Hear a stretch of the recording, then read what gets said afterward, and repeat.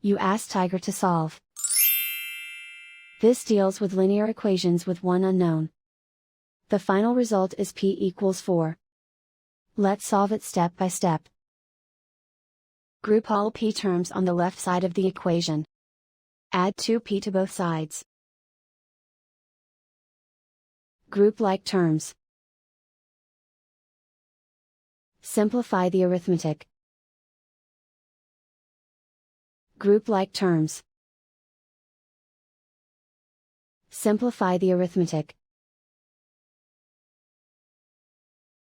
Group all constants on the right side of the equation. Subtract 5 from both sides.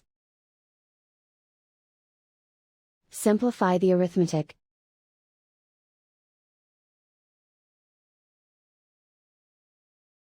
Isolate the p. Divide both sides by 6. Simplify the fraction. Find the greatest common factor of the numerator and denominator. Factor out and cancel the greatest common factor.